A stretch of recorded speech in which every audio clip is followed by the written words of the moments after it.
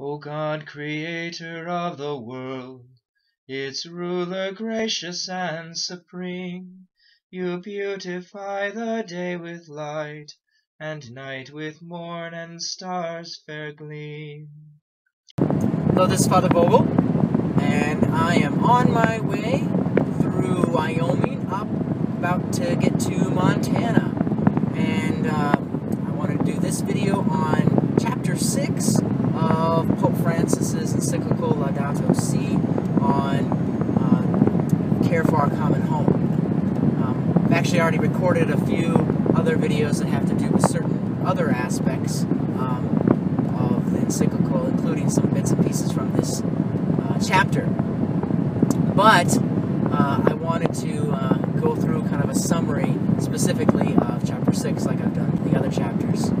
So this Chapter 6 really has to do with an ecological education and spirituality. And when this encyclical first came out, a lot of people were talking about, oh, Pope Francis, he's the green pope, because he's caring about the environment. And, well, in a certain sense, it's true in this area of this educational area in this chapter, as well as in other places. In this encyclical, he talks about some of those specific things that we need to do in order to take care of our environments.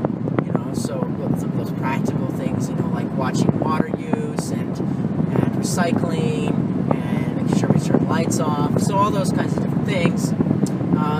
Yes, it says those are all very good things too. But to simply label him as the Green Pope, I think, is limiting really what he's going on. It keeps it too much at the surface level. Because, and maybe some people who consider themselves green will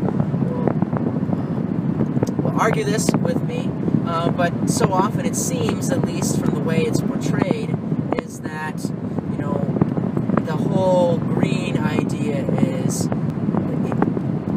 kind of a narrow view, in that, not that what they do is a bad thing, no, it's very good, but in a sense sometimes we can reduce all of reality to one important aspect, and so making one truth greater than all other truths ultimately doesn't do justice to its truth. So maybe that's not what it's really all about, but that's what it seems like at certain times. So really we want this more comprehensive view of reality, and I think that's what Pope Francis is giving to us, and why I hesitate to really say that calling him the Green Pope is the best thing. We really can't label him. He goes so much deeper, and so that's why immediately after the education part, he transitions into a part on spirituality, because for him it's not just simply doing those external things. Yes, those are very good, but it's also about changing, having a conversion within. So a conversion away from a use and throw away culture, or a consumerist culture, or a self-centeredness that makes reality all about me, but it's a conversion away from that, and so that needs to be behind any kind of ecological spirituality. Within this idea of spirituality, he talks about our relationship with God, that needing to be there, seeing the beauty of creation as something worth defending. Otherwise, we won't take care of it.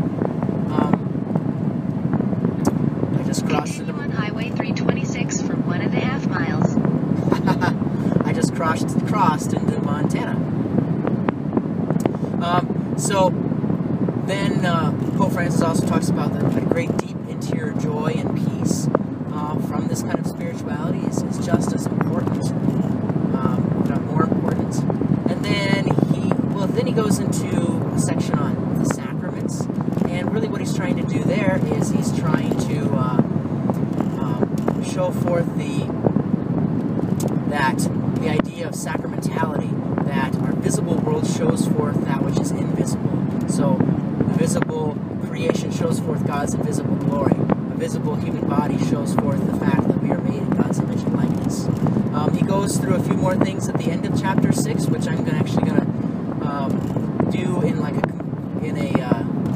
concluding video on summary before I go on to videos specifically talking about different areas, each of the more specific issues. Alright, God bless.